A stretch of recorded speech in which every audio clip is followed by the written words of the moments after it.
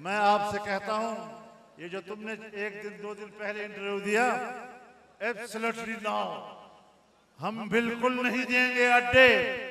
ओ इमरान खान सुन लो, तो उसने अड्डे मांगे कब है कि तुम इनकार कर रहे हो? उसने अड्डे मांगे कब हैं? उसने फजा मांगी है, एयर स्पेस मांगा है, और एयर स्पेस तुम दे चुके हो। कौम के सामने झूठ मत बोला कर। जो वो चाहता था वो तुम दे चुके हो।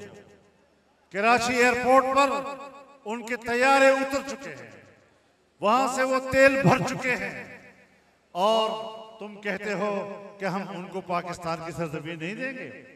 तुम पाकिस्तान की सरजमीन भी दे चुके हो, तुम पाकिस्तान की फजाएं भी दे चुके हो, लेकिन इस तरह की हमाकतें करना पाकिस्तान को एक इंतहाई मुश्किल मुस्तकबिल में डालने वाली बात है।